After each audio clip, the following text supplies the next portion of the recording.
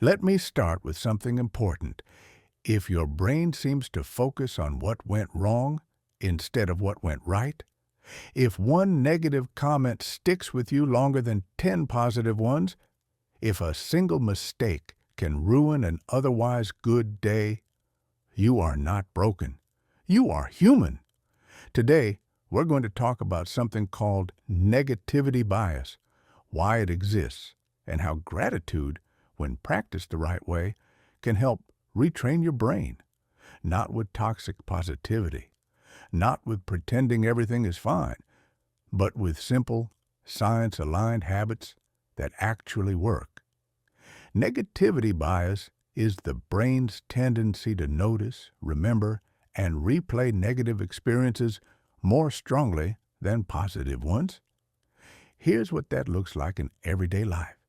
You get 10 compliments and 1 criticism. Guess which one your brain replays? You have a great day, but one awkward moment defines how the whole day felt.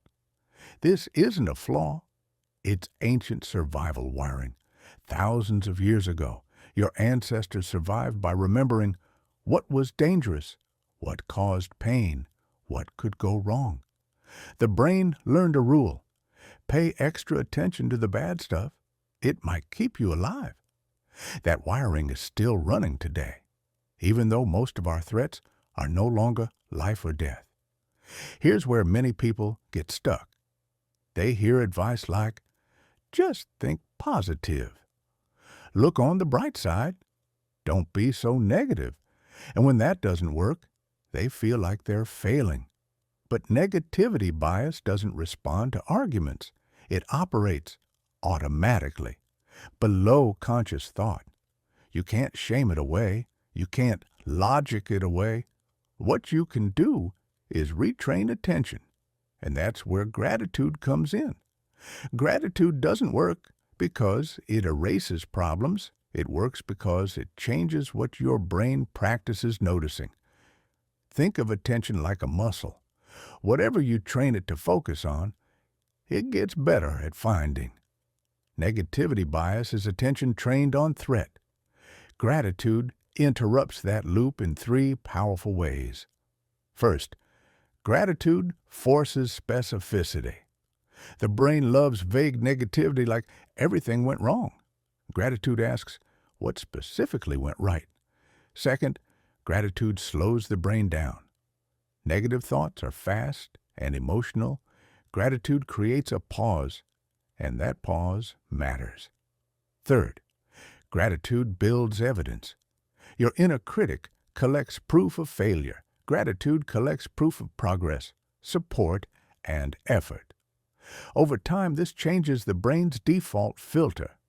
Some people say, I'm just not a grateful person. That's like saying, I'm not a push-up person. Gratitude isn't a personality trait. It's a trainable skill. And like any skill, it's built through small, consistent reps, not big emotional moments. So let's talk about what those reps look like. Think of these as mental push-ups. Short, simple, repeatable. Rep 1. The 10-second lock-in. When something good happens, name it. Pause for 10 seconds. Ask, why does this matter right now? Rep 2. One good thing. Once a day, ask, what's one small thing that didn't have to go right, but did? Rep 3. Effort gratitude. Instead of thanking outcomes, thank effort. I showed up. I tried. I stayed with it. These reps don't deny difficulty. They balance the story your brain tells. Let's turn this into a simple experiment. For the next 7 days, 1 entry per day, 2 to 5 minutes max. No repeating answers. Here are the prompts. Day 1. What went slightly better today than I expected? Day 2. Who made my day easier today, on purpose or by accident? Day 3. What physical comfort or sensation did I enjoy today? Day 4. What did I do today that required effort, and why does that matter? Day 5. What challenge taught me something useful? Day 6. What moment today would I relive for 30 seconds? Day 7. What in my life right now would my past self be grateful for? After 7 days, most people don't say, my problems disappeared.